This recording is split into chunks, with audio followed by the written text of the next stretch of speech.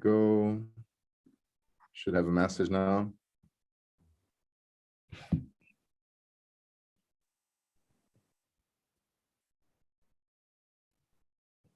It's done. I just copy the link.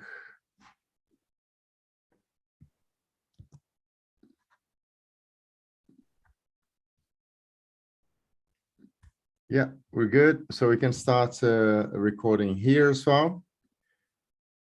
Of course, to the cloud.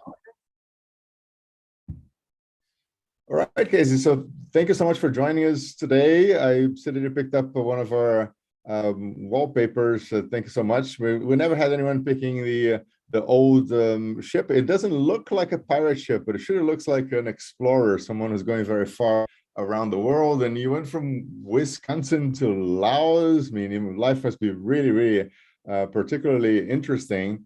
And you're invited because you're connected to the Global Shapers Network. Would love to hear more about the stories, the wisdom that you had before to make certain decisions, and the wisdom you acquired ever since. So thank you so much for being part of our program, and the screen is all yours.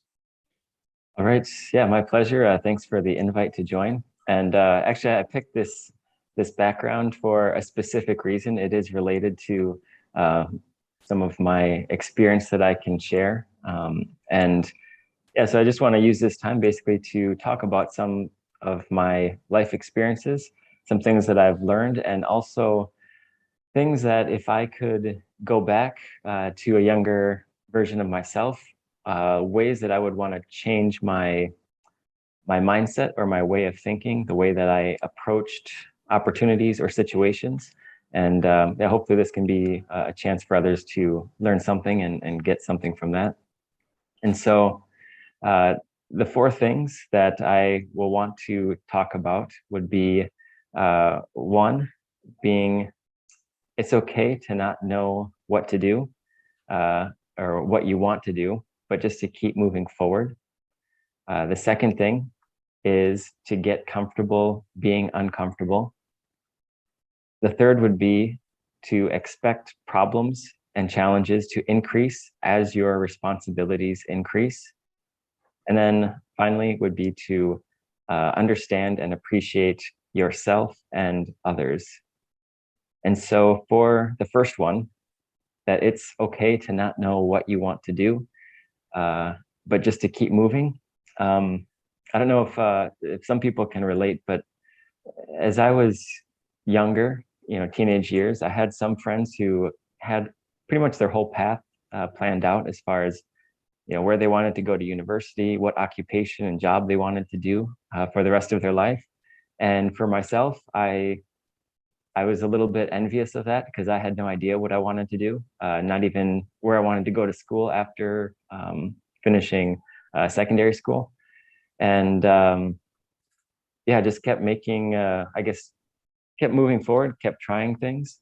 And I mean, I could have never imagined or expected to be where I am, doing what I am today, back at that age when I was a teenager. And so, yeah, I picked this Zoom background because I remember there was a point when I was standing on a coast. I actually don't remember if it was a really large lake or one of the oceans, but just standing there and looking out.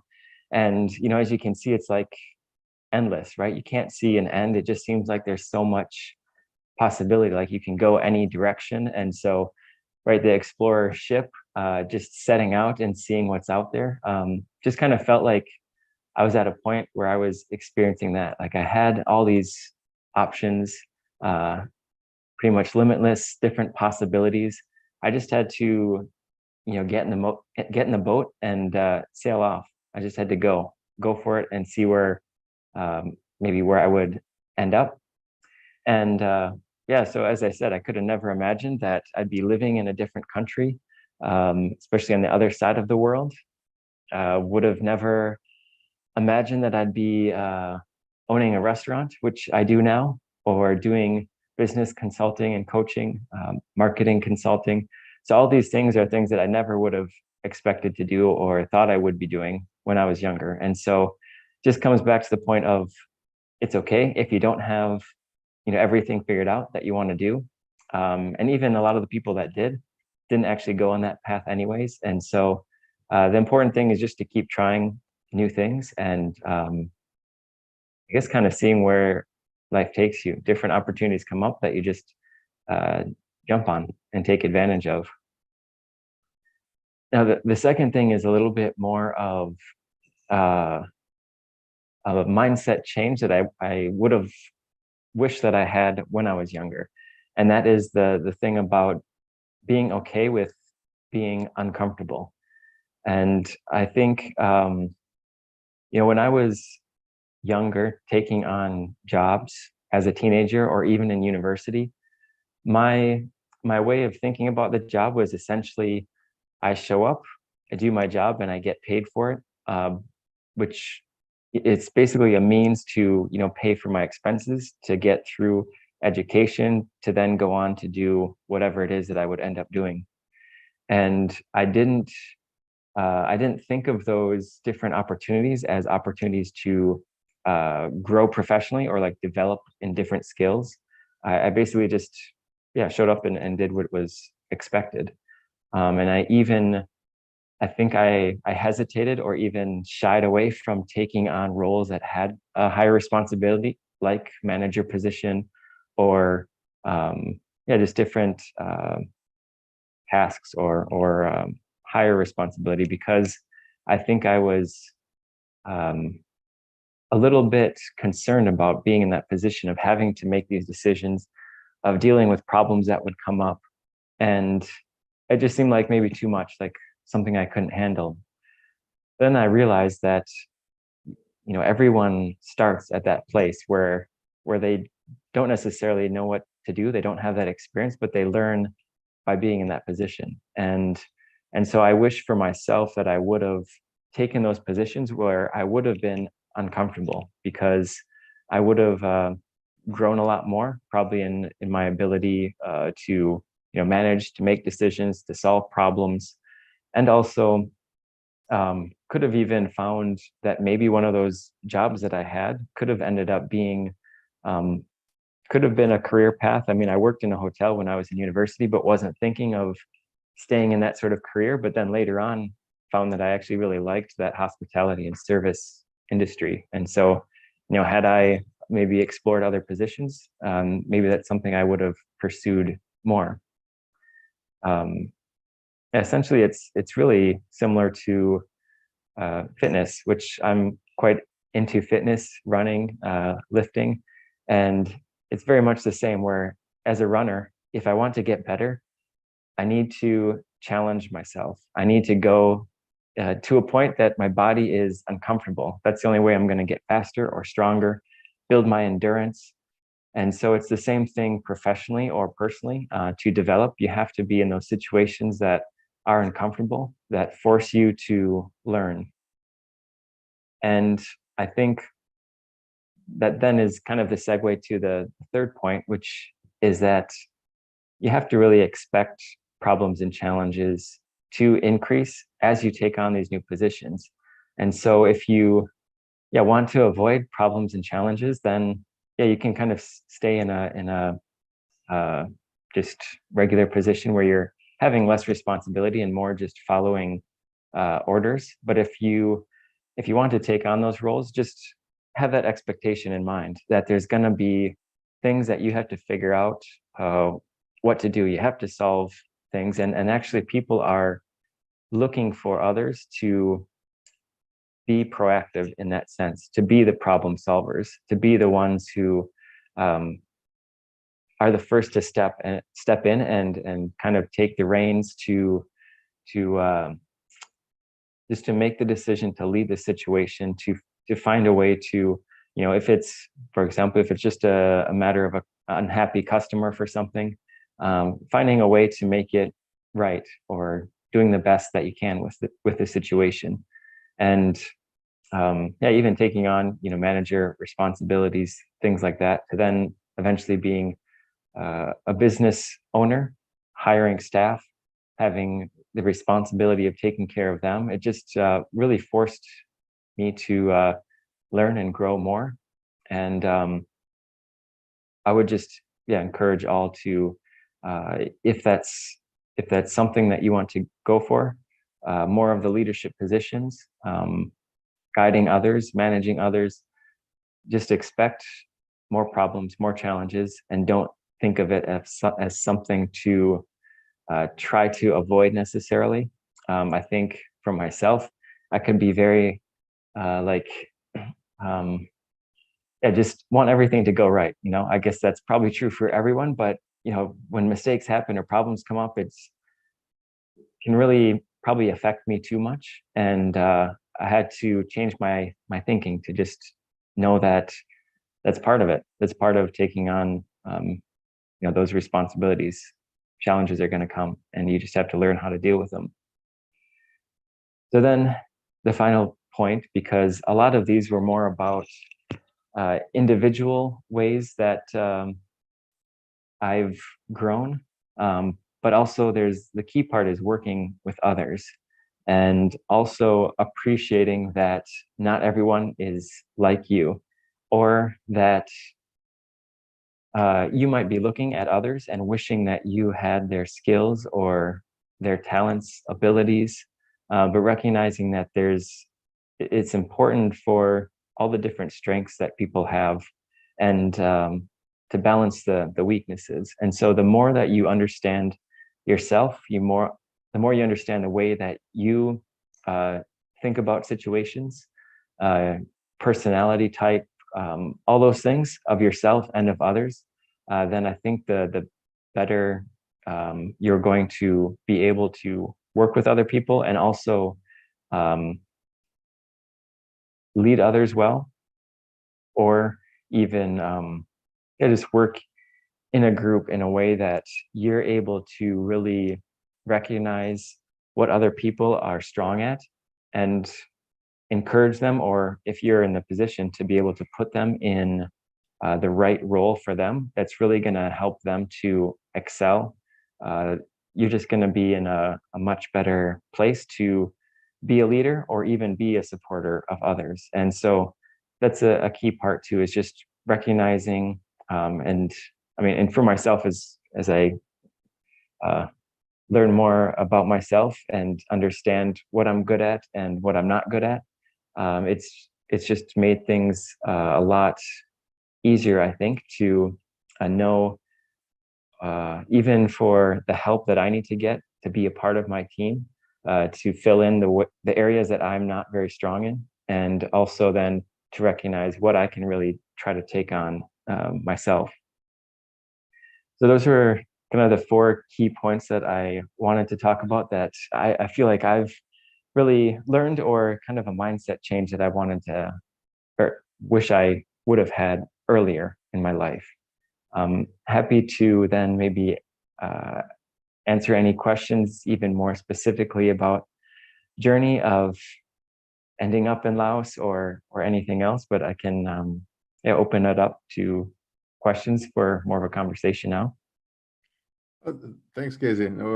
It's always very helpful when you have the bullet points, right? Because these concepts are easy for us to understand when you're looking in the rear view mirror, but for teenagers who've never gone through that, they're very foreign. And one thing that I learned a while back is that everything is easy once you know how to do it. I mean, if you're an astronaut and you're trying to land on the moon, but you've done it a few times, hundreds of times in a simulator, but you've done maybe 2 times before, I mean, landing on the moon is not such a big deal, right? You just use the skills you've learned, and you have a level of confidence which you could not acquire without going through the uncomfortable periods that I mentioned. So I think that part of the intergenerational struggle really is the fact that our memories are limited, and we just forget how challenging it is to do things like learning how to drive, not even land on the moon. Like, this is a cover to stick, there's a clutch. What should I do with that? And all of a sudden your life is in shambles, when in fact you have probably 3 to 4 billion people around the world who drive with the stick, right? And it can't be that hard because they know how to do it, but it is hard when you're facing it for the first time. So I think that the element of putting teenagers in stressful situations is important, but it needs to be manageable stress. You don't want to traumatize them into thinking that they're no good, they're never going to be able to do that, and then they're going to be humiliating themselves in front of their friends. So it's complex in so many different ways, because you want to make sure that they have a chance to learn, but it's in a private environment, right? They can give it a go without exposing themselves too much, and then they come out to the rest of the world saying, look, I can park the car in a tight spot. So you want to make sure that they have the opportunity to reach cruising altitude. So my question to you is that to end up in a place like Laos, right? It's a very poor country, it's very isolated, technically still a communist regime, right? I don't think that has changed, even though it's more open to capitalism like Vietnam. So what were the steps that got you comfortable to end up in a place that most people don't even know that exists? Right. I would say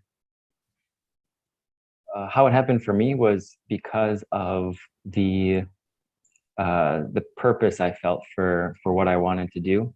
And so that was starting back in graduate school. I took a trip to Southeast Asia. I had started getting interested more in community development work, and just based on learning kind of the circumstances in different countries in Southeast Asia, kind of drew me to that, as far as just to see what kind of opportunities there were for things I could be involved with.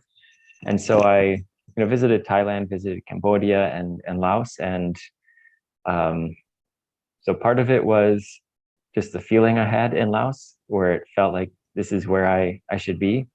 And partly, I think maybe the rational side of it was just feeling like in the place where I was in Thailand, at least in Chiang Mai, there was a lot of organizations there.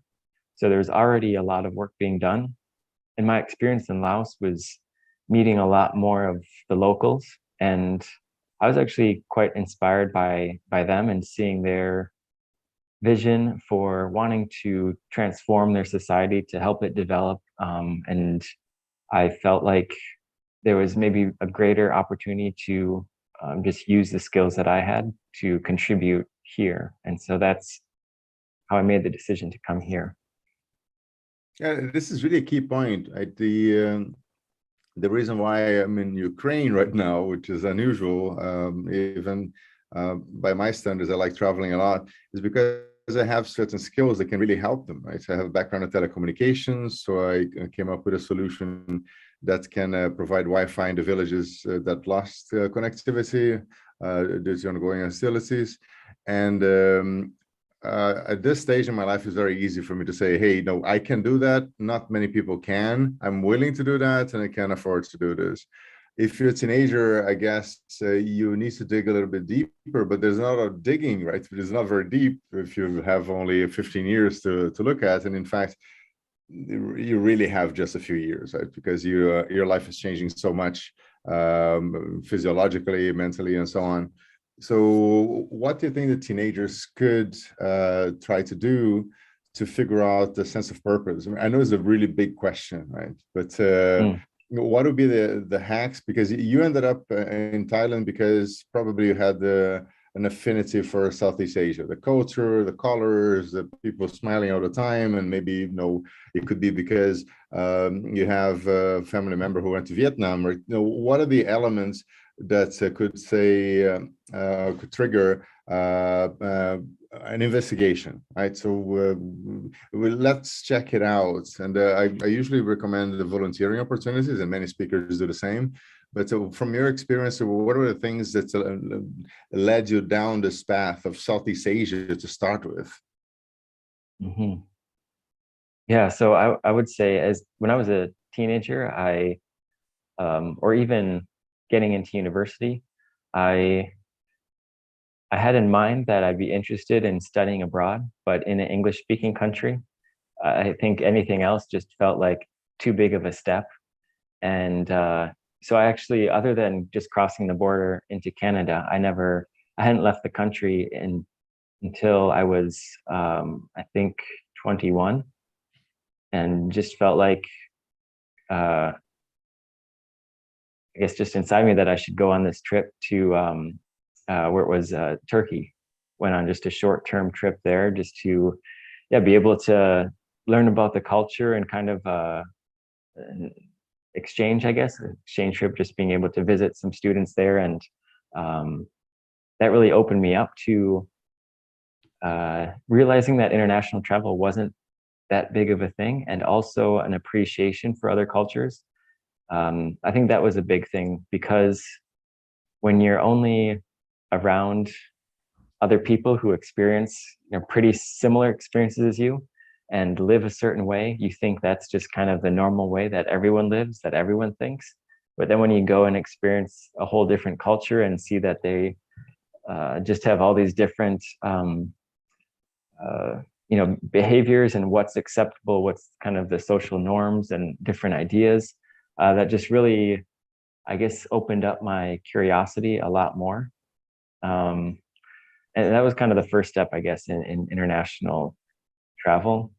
And then from there, I just had different opportunities to take trips to a variety of different countries. And of course, each time I went to a country, it was like, oh, I could come back here and, you know, study for several months or work for a short time period. But then it was once I was in graduate school and really, I think maybe getting more of that purpose of, I want to help with this, you know, this development, and more of for me, it was a desire to have more of a societal impact rather than well, I'll give an example. Like what I studied in graduate school was public health. Like although I didn't know what I wanted to do, I had always had in mind probably something in the health field.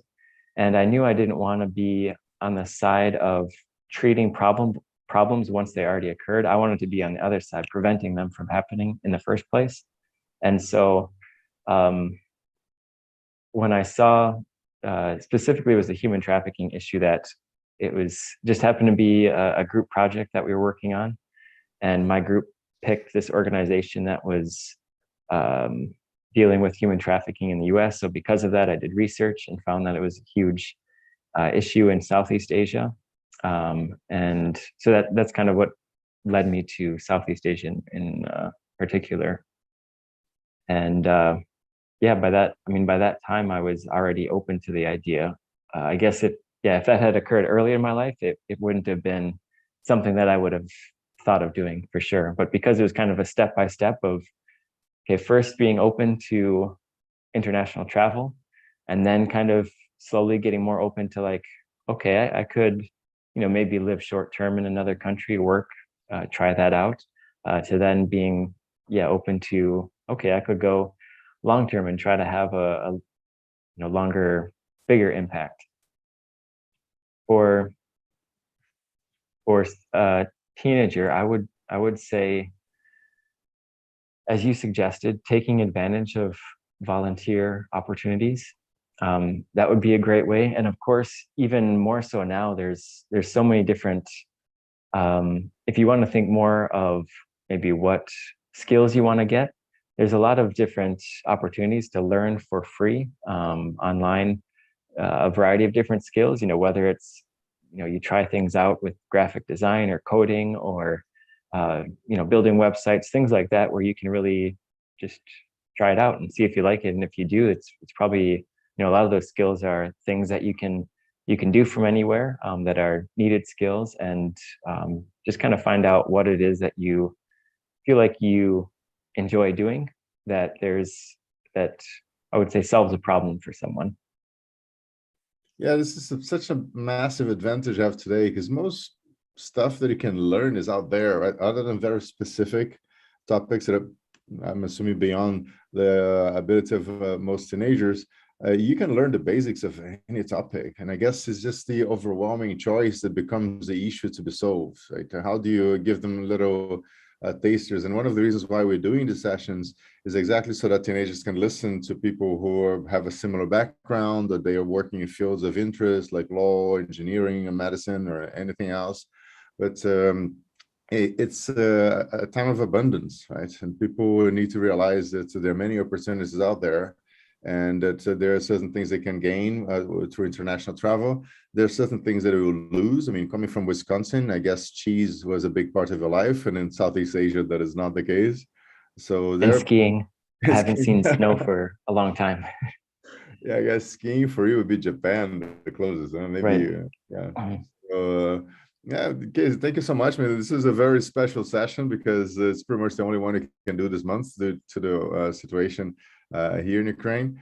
But very happy that it worked out, and thank you so much for the contribution. So I'm really happy to have you joining us, and invite you to join the LinkedIn group that we have for speakers and many teenagers. And yeah, I'm happy to have any future collaborations with you and ideas you may wish to suggest, and we can discuss offline. All right. Thank you. Yeah, it's my pleasure to be a part of this. I think it's a great program that you have. So thank you. Well, thanks so much. Take care and have a great weekend.